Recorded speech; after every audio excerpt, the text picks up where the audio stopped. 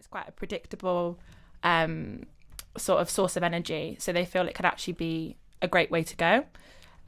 So British companies have decided, in particular, the UK would be great at it. So they're at the forefront of the effort to harvest this power for energy and electricity. And I think I read that they believe that it could, this power could cover about 11% of the UK's electricity, which is actually quite impressive. Yeah, quite impressive.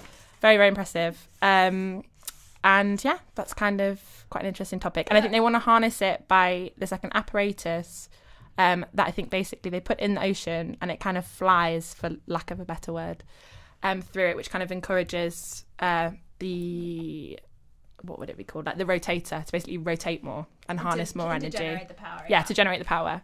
And cool. It's highly concentrated. So yeah. Mm-hmm. Yeah, I mean, those are two really great stories. Like, especially the NASA story about the sending off a satellite towards this giant metal asteroid in order to study sort of what the Earth's core would look like. That is a very cool thing, and I'm super excited to hear more about the upcoming news in our next show with you. Definitely. All right, so we hope that all of our listeners have enjoyed learning about what's going on in science, and now we hope that you're going to enjoy our next song. It's called Be Alright, and it's by the greatest band name that you're going to hear all day, Spiky Candy. Try to reach you, but you close your mind. So much to say, the words are hard to find.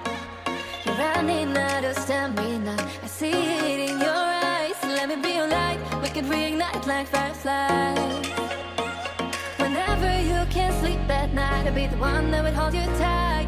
Whatever emptiness inside, I feel it up, make it feel alright. Cause I'm never giving up on you. Cause I'm never giving up on you.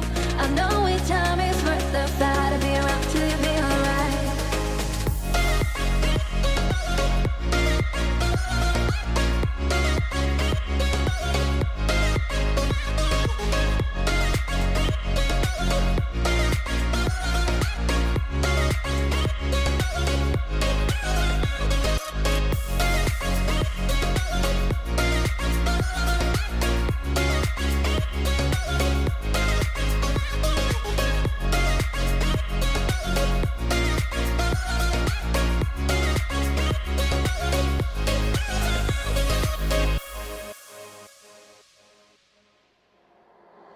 Try to reach you, but you close your mind.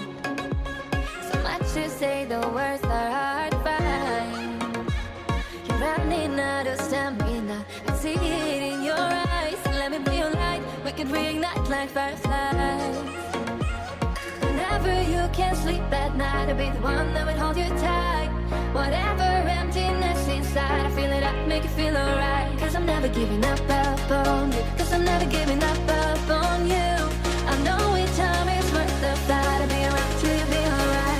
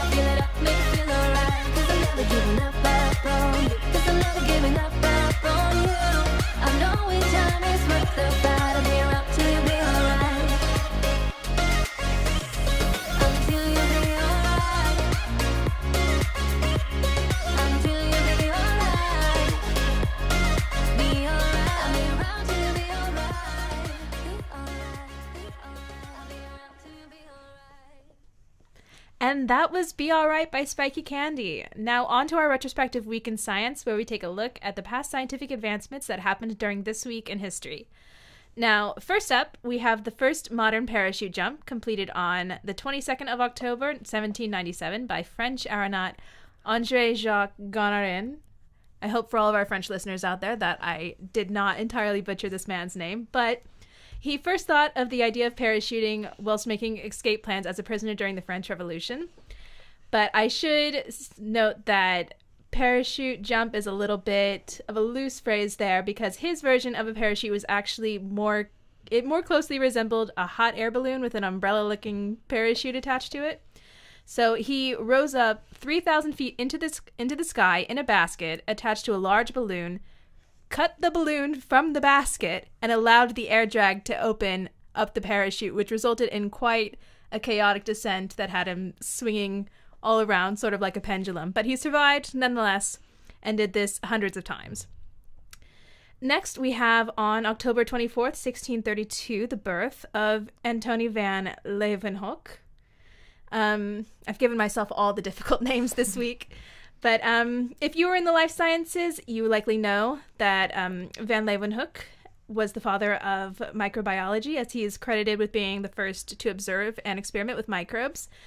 But did you know that his interest in microscopes and lens making began because he ran a draper's shop and he wanted to better analyze the thread quality? And then also on October 24th, 1836, we have Alonzo Phillips, who filed the first U.S. patent for the phosphorus friction match. Say that 5 times fast. But before this, there was an earlier version of self-igniting matches that were lit by dipping the head of the match into a small asbestos bottle filled with sulfuric acid, so a bit less than ideal.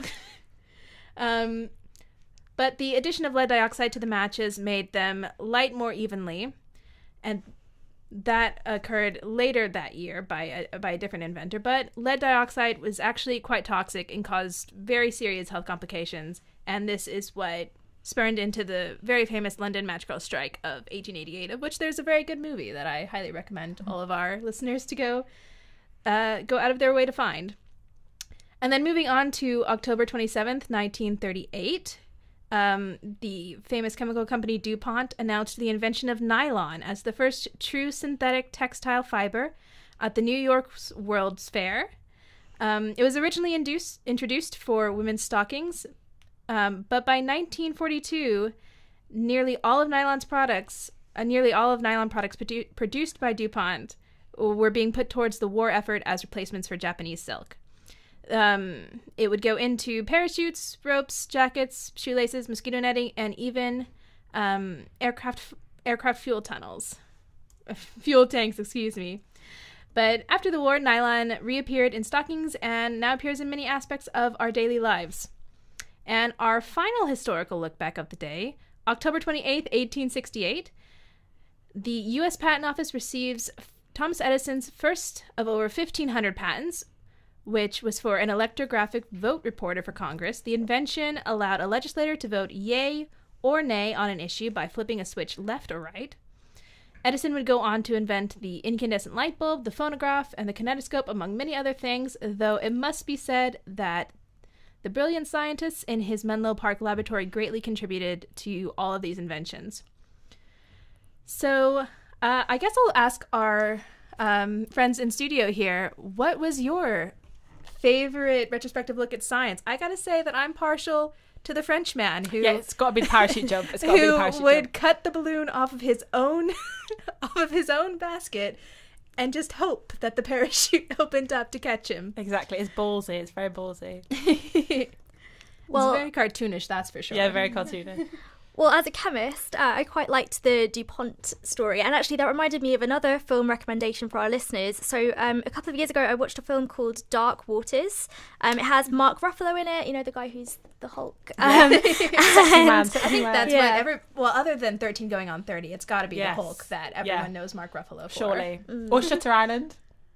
I don't think I've ever heard of that. You can tell I'm a big Mark Ruffalo fan. You can tell I'm a big Mark Ruffalo fan. Sorry, carry on. So yeah, you should definitely watch Dark Waters. But that was about the chemical company DuPont, and it was based on a story of how people tried to sue DuPont for releasing chemicals into some drinking supply. Wow. Yeah. Can't be having that. Quite dramatic. Yeah. Now we just need the film for the French parachute. Perfect. So coming up next, we've got a special segment with Sophia to discuss chemistry education and why it's so difficult to learn chemistry, something I I know all too much about, as I am a chemistry major myself. And we're also planning to commensurate on how stupidly hard organic chemistry is to learn, as Sophia was a chem major as well. But now for a song from the second greatest band name you're going to hear all day, Unknown Brain. This is their song Why Do I, featuring Brie Tolani.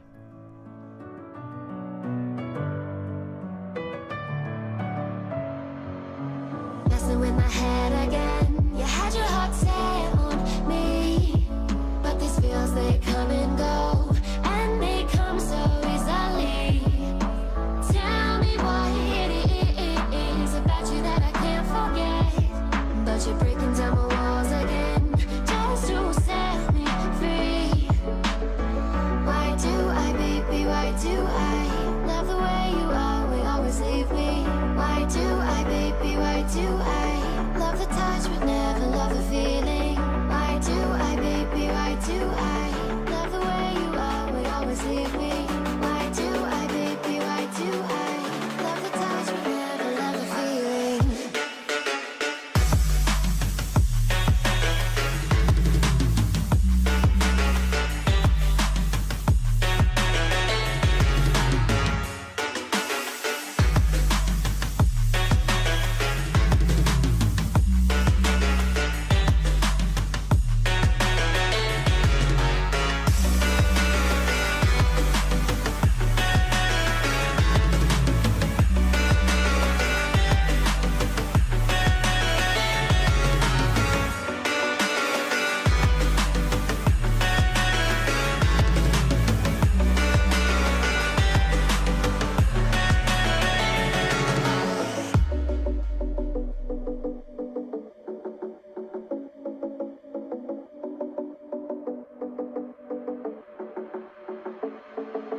Staying up when I go out, you gotta know I'm all yours. But when I say what's that about, you start slurring your words. Tell me why you have to seem so distant when I'm holding you. Your fingertips are drifting away, and I fucking love how it hurts. Why do I, baby, why do I love the way you always, always leave me? Why do I, baby, why do I love the touch but never love the feeling? Why do I, baby, why do I love the way you always, always leave me?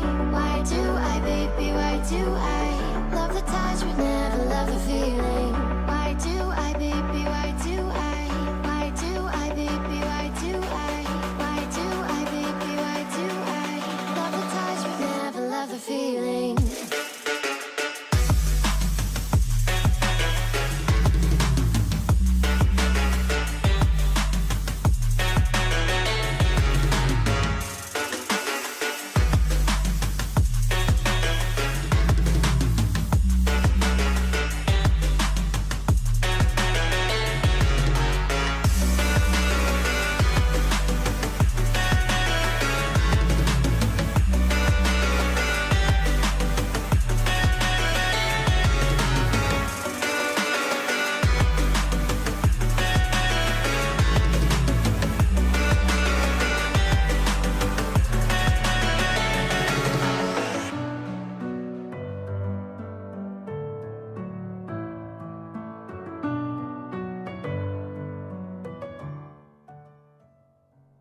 And that was Unknown Brain with Brie Tolani, Why Do I?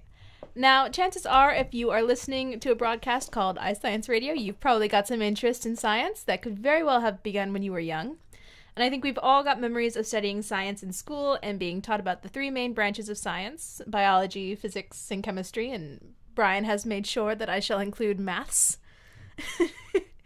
I find it funny that over in the UK you guys say maths and not math. But anyways, well, it turns out that a lot of people become interested in biology and physics in school, but chemistry is a lot more difficult for a lot of people to get their heads around. So today we're joined by a special guest from our SMP course, Sophia, who's researched this problem during her undergraduate studies and is now going to tell us all about what might be creating these chemistry learning hurdles. So Sophia, go ahead. Let's start chatting about it.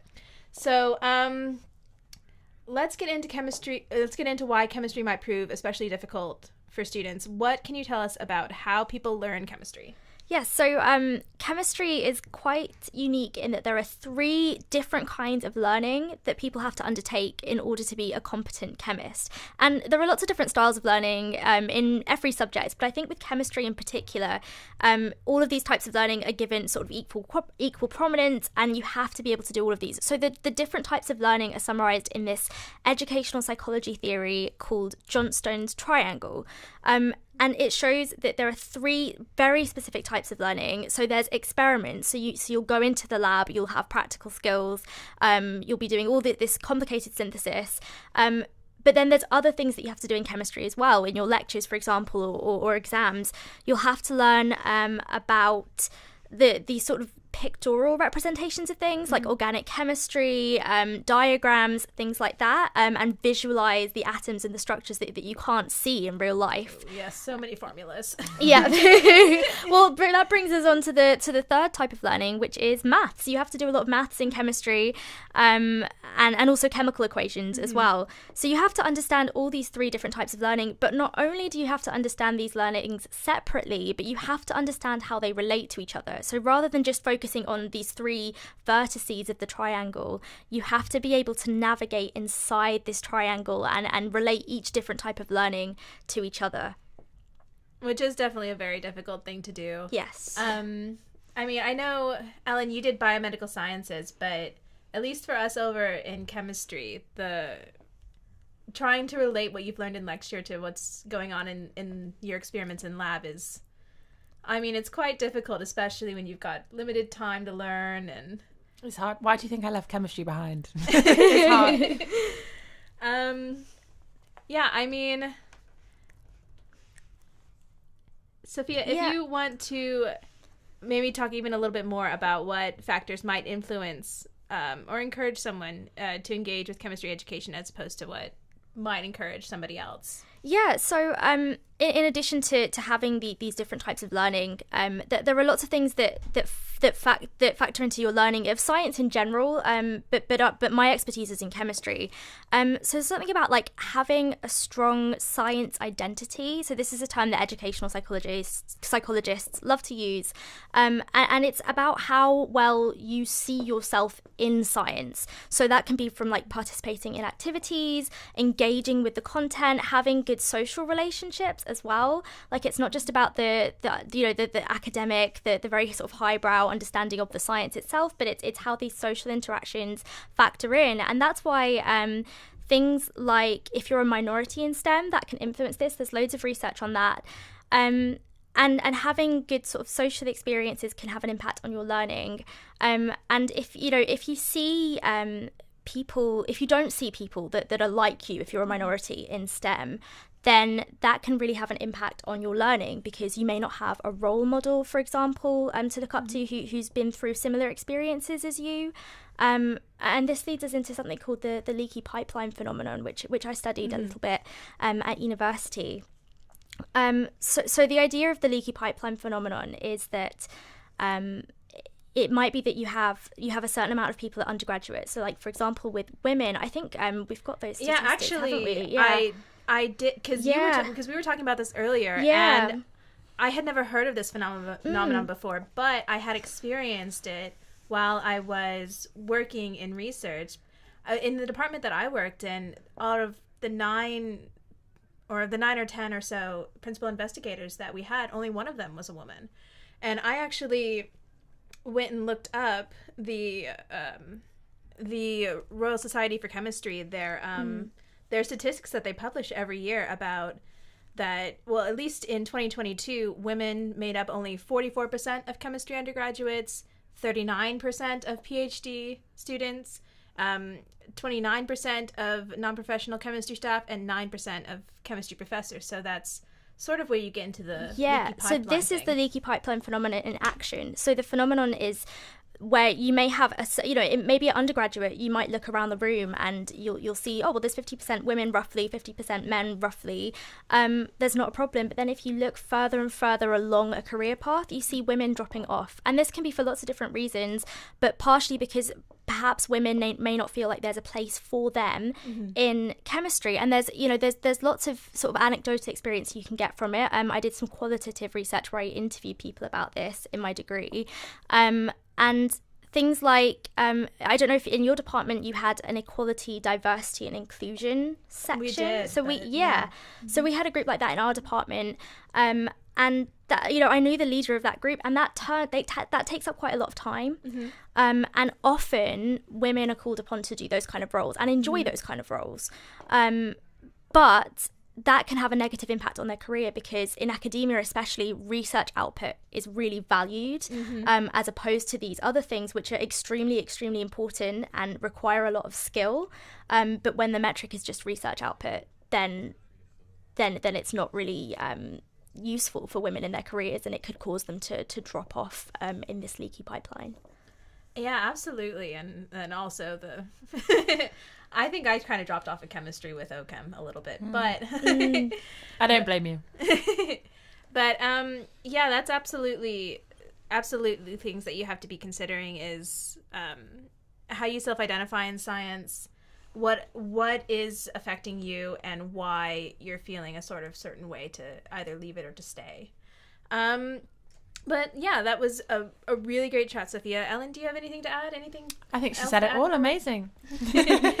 Anything else to add, Sophia, before we move on? I mean, we could talk about, we mentioned lab education, and how maybe sometimes the things you're doing in the lab are very separate from what you're doing in lectures. Very and if true, you have pre-labs or post-labs, like post-lab exercises or pre-lab exercises, that's why. So it's, often people will be in a lab and they'll see something happening, or like they'll read the instructions like a recipe almost. They'll be like, oh, and now the mixture will effervesce, it will produce bubbles, without necessarily thinking about why. And it's at each stage in the lab to think about why something is happening, why an effect is happening, and trying to relate it to your lectures that will help your learning.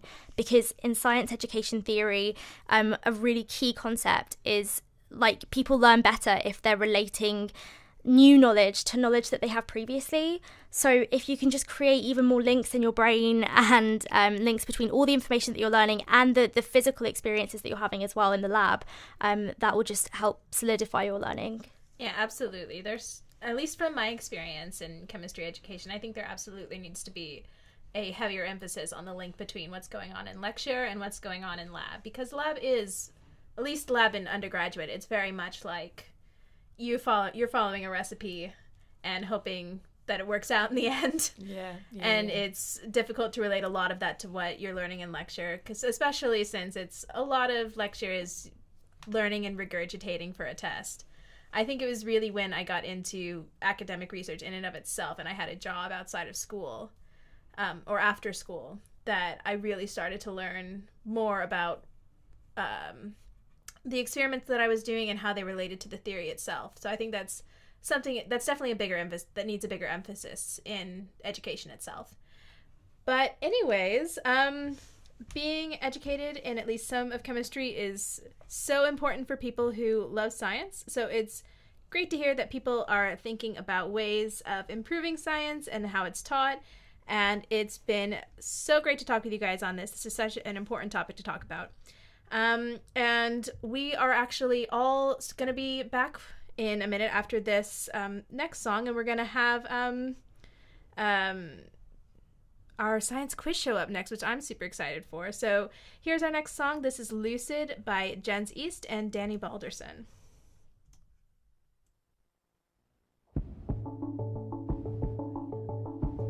Never, ever, never.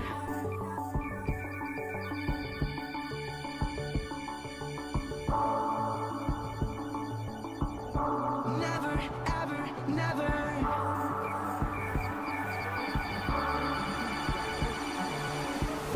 You're the universe and I was revolving like a sun on my own. I know that you would do anything for me, but I just need to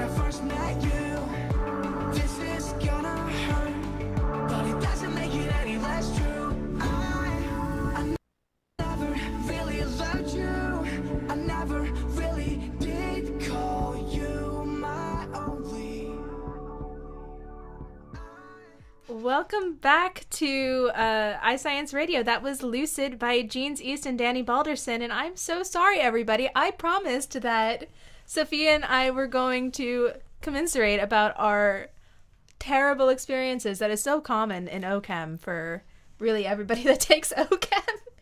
So, Sophia, what was your experience like in OChem, or really any upper chemistry class? Well, it's weird that you call it OChem. Actually, nobody in my chemistry degree. We just said organic chemistry. I kind of like it. It makes it sound more cool. It's such an American thing. Like, you're going to shorten this and make it easier to say.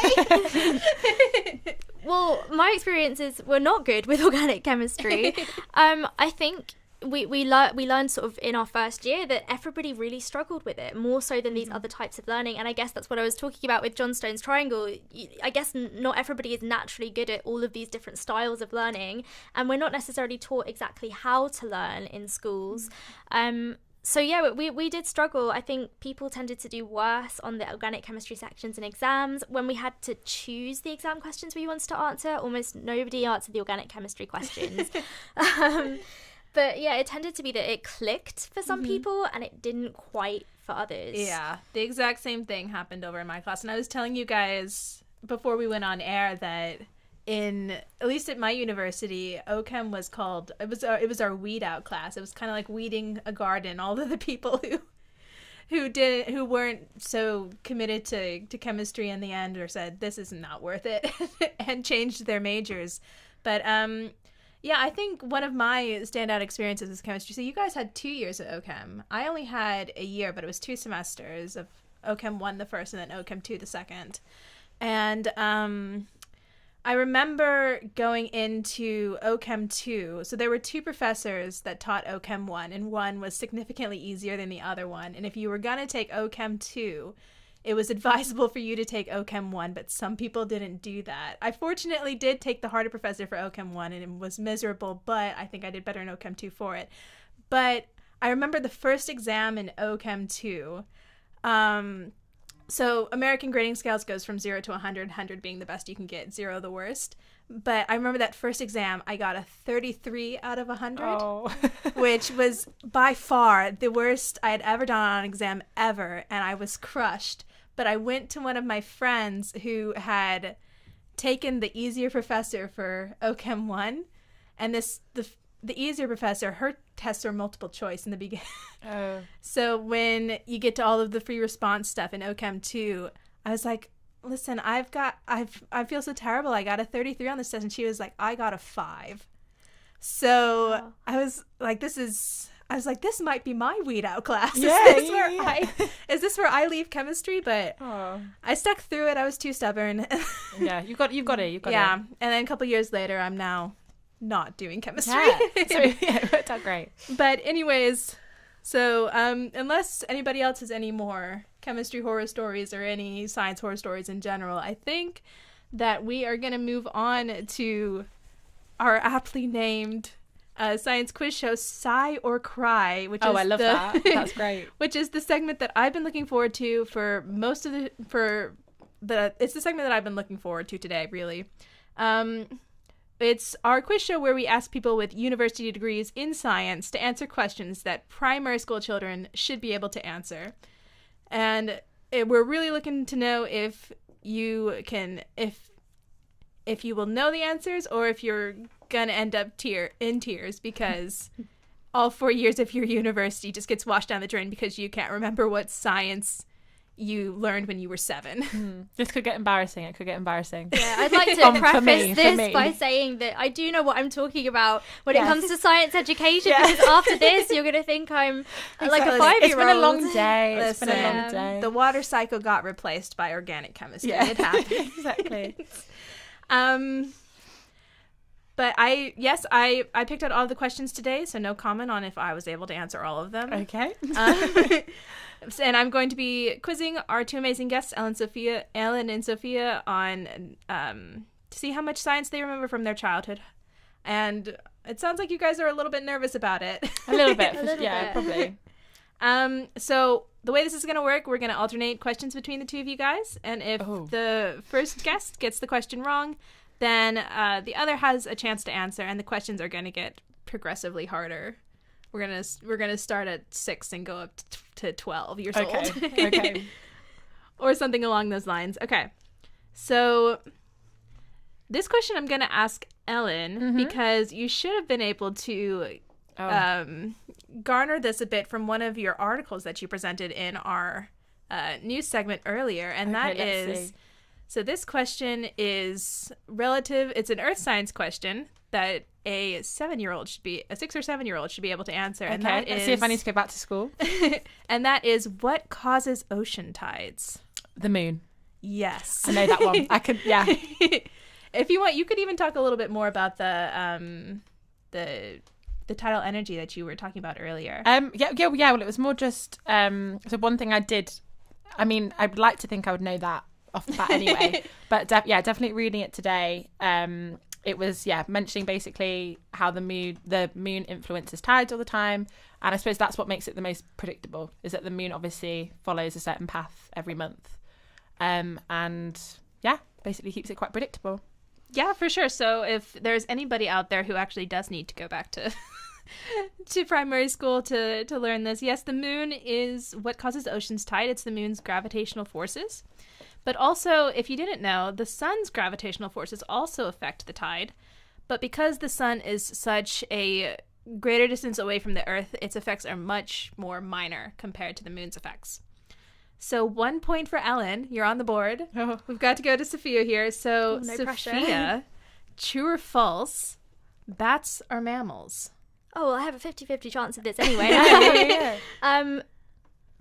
Bats are mammals.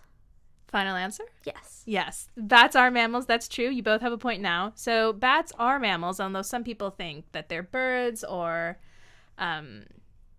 reptiles or something like that. Well, the thing I was questioning then was what makes an animal a mammal. Because it's So- like a platypus, isn't it, as well? Yeah. That lays eggs. Mammals. well, no, warm- bats don't lay eggs. No, but platypuses. platypuses do. Yeah, Platypi? so I don't know what Platypi.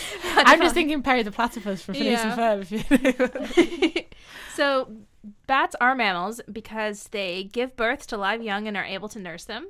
Okay. They have fur. They're warm-blooded, amongst other mammalian characteristics. But fun fact, bats are actually the only mammals capable of sustained flight. Oh. So that's a little bit fun there. Yeah, that but is quite fun. Yeah. And now you guys are equal, so it's a little bit Yeah. Get Get ready bit to fight. of a race here. So, question over to Ellen. Okay, let's see. What is the hardest naturally occurring mineral? Ooh. I want to say this actually might take me back to GCSE chemistry quite fittingly.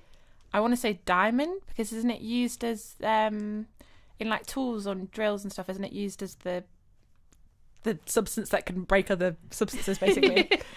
Yes, you Because are it's the hard- correct. You are Ah! correct. It's diamond. Yes, diamond is a solid crystalline version of carbon, and it tops the Mohs scale, which is used for quantifying the hardness of minerals at a 10. So it is the hardest naturally occurring mineral, and it is the only mineral to be ranked a 10 on the Mohs scale. So Wow. it's as good as it gets. You know, Yeah. I actually know somebody who makes those sort of diamonds to cut through other things. Really? So a lot of them are used as drill bits for the oil and gas industry. Yeah. So not amazing. But it was really interesting.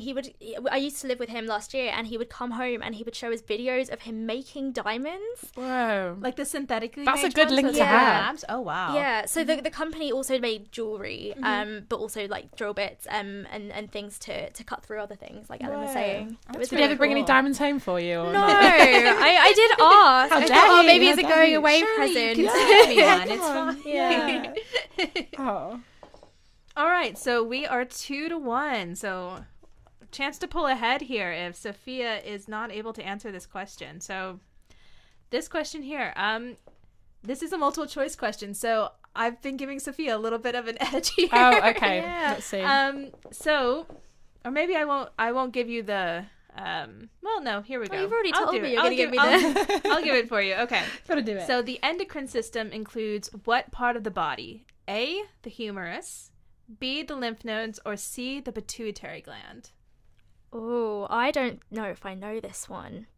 So that This was one of the ones that I struggled with Yeah. because I didn't take did anatomy biology. in college. Yeah, I did and- anatomy, so I should know this. I mean, And I I got. was like, what's the endocrine system again? Yeah. I don't even know if that was in my biology GCSE or not. So what were the 3 options again? The 3 options were the humerus, the lymph nodes, or the pituitary gland. I think it's the pituitary gland because it's something to do with hormones. I would agree. You're helping her. I would agree. Yeah, No, I do you want to just said join that. team? I Do you said want to that just join already. She's team? like, Yeah. you've totally got it. I was going to give you Yeah. a chance to change, but you are No, right. Yeah. Yes, the endocrine system is the system that regulates bodily processes via chemical messengers called hormones. And the endocrine system consists of the pituitary gland, the adrenal glands, the thyroid, the pancreas, and the ovaries or the testes. So you're The one thing I have just freaked out about though that I can't remember is where the pituitary gland is. I think it's in your brain, isn't it? Yeah, is it at the bottom? Oh, I can't tell I you should know anything that. about I did brain anatomy of the head and neck. I should totally know that. I Surely, think it's at the- one of our bottom of one your of our head. one of our cohort members is going to be who took anatomy is going to be like, no, it's yeah, not in the brain. Like, it's not in the brain. We are going to get told off tomorrow. Yeah. Okay, question to Ellen then. Okay. So this is Let's a see. chemistry question. Oh. Ooh. So after discovering radium in 1898, what French chemist became the first woman to win a Nobel Prize? Oh. And I have to say that this question, if you were in America playing the game, playing Are You Smarter Than Fifth Grader, this question would have got you $300,000. Really? If you got it right. That makes me feel better if I get it wrong then, because obviously it must feel like it's a hard question. So a woman. Yes. Now I'm just thinking of French names. Can you give me a clue? I don't know. So I'll repeat the question for you at least, maybe. Because I might have to So- pass it over to Sophia. Yeah, I think I know this After one. discovering Yeah. radium in 1898, what French chemist became the first woman to win a Nobel Prize? No clue. Sophia? I think it was Marie Curie. I have to give the point to Oh! Sophia then. Oh. So you're it's 2-3 now. I didn't know she was French. That's really bad. I did not know she was French. She was French Polish. So French Polish. She was a French Polish scientist. So in 1898 she discovered polonium and radium, and her discoveries in radioactivity won her the 1903 Nobel Prize for Physics and the 1911 Nobel Prize for Chemistry. So she not only was the first woman to win a Nobel Prize, but the first woman to win 2. Whoa. But she did die at age 66 from aplastic anemia, which was caused by high radiation exposure. Oh. So, and all of her lab equipment, including her notebooks, everything that she experimented with, is now stored in lead-lined boxes as they're still radioactive. God. Wow. So, and they will be for another 1,000 or so years. Yeah, that's insane. Yeah, kind of- scientists in 1,000 years' time are going to have a Yeah. field day. It's kind of looking sad at that like, those. her achievement ultimately led to her downfall. Kind of sad. All right, so I will ask you both this. Should I give this last question to Ellen in the hopes of making a tie? I do have a tiebreaker. Okay. Or do I give it first to Sophia and let Sophia Can I ask what the topic is? chemistry? Okay, I'm never doing it. I'll have a go. give Because it she'll to probably get Ellen. it anyway. So let's see if I can Okay. actually compete. Go on. All right. So this question would have won you $500,000. Okay, I've already lost 300. So So at room temperature, 2 elements on the periodic table exist in a liquid state. Bromine is one of them. What is the other? at room temperature. At room temperature, there are 2 elements that are that will be liquid at room temperature. Bromine's one of them. What is the other? I want to say mercury It is mercury. because it's in thermometers. It is. That's the Yeah. exact point that I Yeah. was going to Okay. make. So the melting point of mercury is negative 39 degrees Celsius, and the boiling point is 357 degrees Whoa. Celsius. Okay. So it is liquid at room temperature, which is why it was used in thermometers for so long, but it's also highly toxic. I don't know if you ever Oh.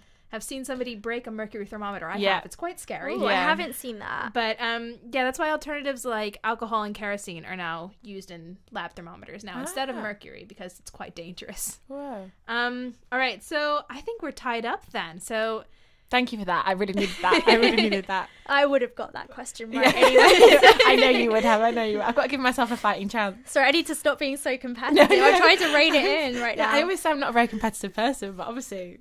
all right, so this is the final question. And I will admit that I struggled slightly on this one, which is kind of embarrassing because it's just name the planets in order from the sun. Oh. Oh, so this one's my question. We'll give Or it is to Or is Sophie. it time? or is it Okay, yeah, Aaron- you Aaron's go.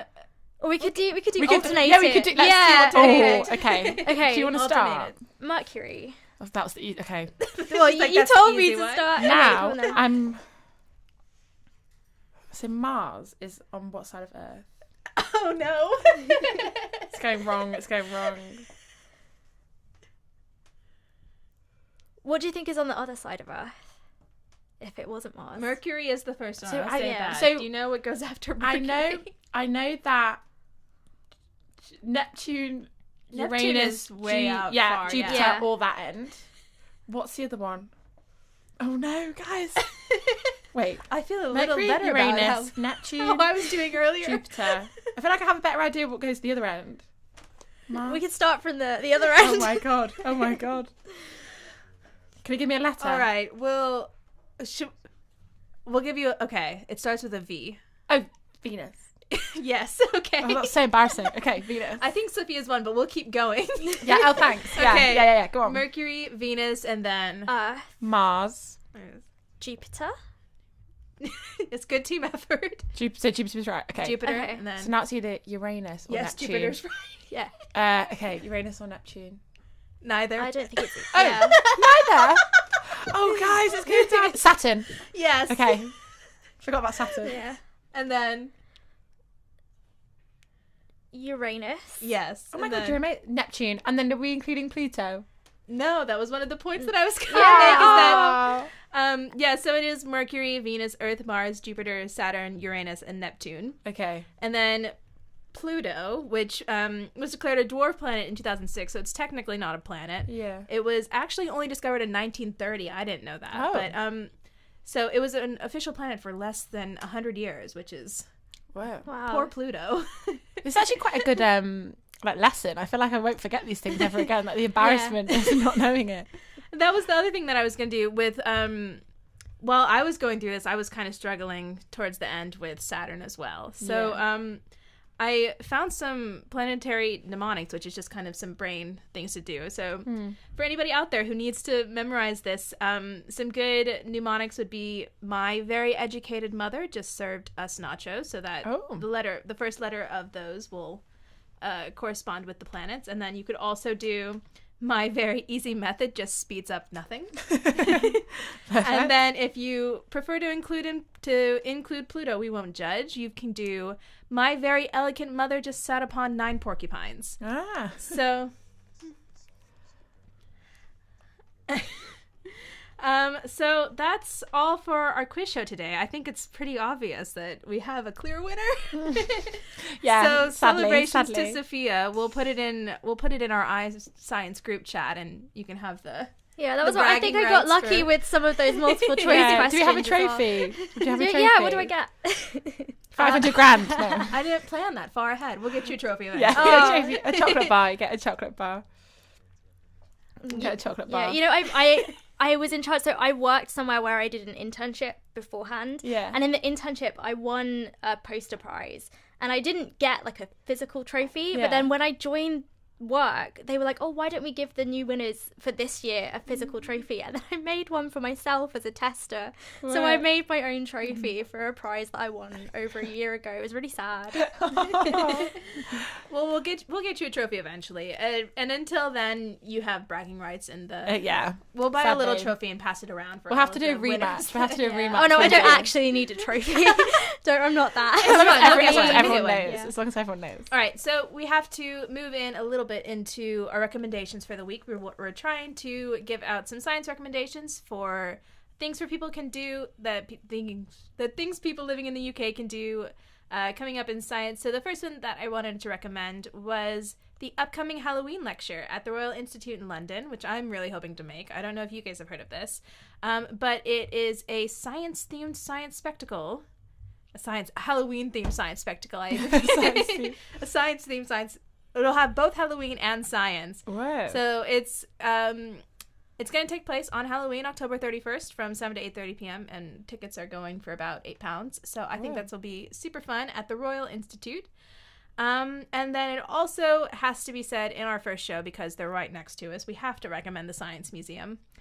So for one of our first classes in our course here a few weeks ago, we actually took a trip over to the Science Museum and explored around a bit in the Medicine Gallery.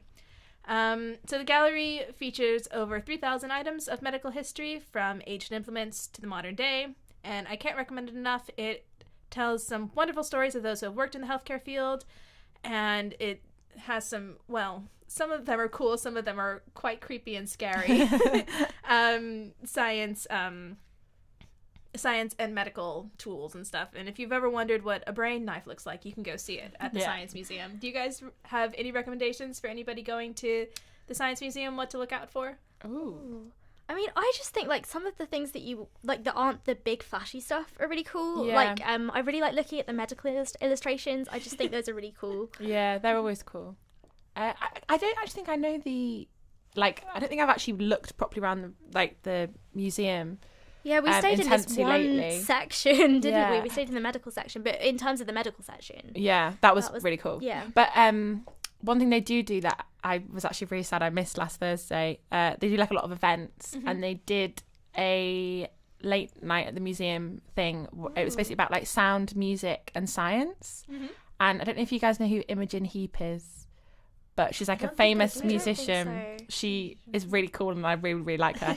And basically she was doing a talk there about basically her experience with music and science and how it's adapted. But she also it was like a panel, and she also had Professor Green on the panel. Do you know who that is? It was like two very different worlds colliding. Professor Green, I've never heard of. Is this the He's, British don't thing? worry, he didn't make it across the pond. He don't worry, you've not missed much. He's just like a rapper. Is that Yeah. a generous term? I don't know. Oh, I thought Professor Green, he'd be a scientist or something. No, but that was quite ironic because you did on the panel. You also had other professors, and then it was like Oh, Professor so they Green. introduced him. Yeah. Oh, I wonder how did the other professors have like given really Yeah, they were probably dodgy like, "What's looks? going on?" Yeah. Probably gives some But no, I side feel like they always of have that, amazing events. To answer your question, so some of them sound really, really cool. The Halloween ones sound really, really cool. Yeah, I'm definitely looking forward to that one. Do you guys have anything else upcoming in science that you're looking forward to at all? Ooh. I mean, That's a very good I don't question. know if I've got anything big that I'm looking forward to in science, but I think this is kind of inspiring me to actually go and visit the museums. Yeah, go near to- Imperial. It's so easy to say I'm going to go do this, and then you just Exactly. don't do it, Yeah. or you're tired, or you're writing an essay. Yeah, last minute, watch or a science something. documentary. Yeah, inspires. Well, anyways, so make sure to go check out any number one of those things upcoming in the next couple of weeks. So yeah, we are nearing the 6 o'clock hour, so we are going to do our last little bit here. So we hope you all had as much fun as we did. I think my favorite part was obviously the the science quiz show. Yeah, me too. Oh gosh. Yeah, it's my favourite too. Yeah. Yeah. We'll never forget Venus again. Yeah, exactly. Never forget Venus. And then, of course, also really loved talking with Sophia about chemistry education and the trauma of opium. Yeah. And then also a lot of things to really consider and think further about in bettering science education and making it more inclusive and, yeah. Yeah, and just the fact that it's a field as well. Like before I did this part of my course, I had no idea that there was so much science education literature. There's like a Royal Society of Chemistry journal dedicated to it, and it's really interesting. Yeah, all good things. And then also with all of the news things that we learned with Ellen, love hearing about all of that stuff. And then, of course, as we're closing out here, I have to shout out all of our social media, our Instagram, and then I haven't updated the app since it changed over to X, so Twitter or X, depending on what app you have. Those are both at iScience Media. Our Facebook is iScience. Our YouTube, hopefully you know because you're on it. It's at iScience Magazine. And then I have to shout out our latest issue of iScience Magazine, which is Connections. It's our summer 2023 issue. There are copies available all around campus here at Imperial and in our studio on the 3rd floor of the Sherfield building. Worth a read. And Worth a then read. also you can go onto our website, isciencemag.co.uk, if you would like a electronic copy. And then also starting next Monday at 5 p.m., this show will be airing on Imperial College Radio as well. So look for us at on icradio.com and join us there next week. And then, of course, Brian just came in my ear here, and he's our producer for this show, and he'll be hosting next week as well. So join us to meet Brian next week. And then have a great rest of your week, and we'll see you guys next week, 5 p.m. Monday on iScienceRadio.com. So now we're closing you out with this next song. Have a great weekend, everybody.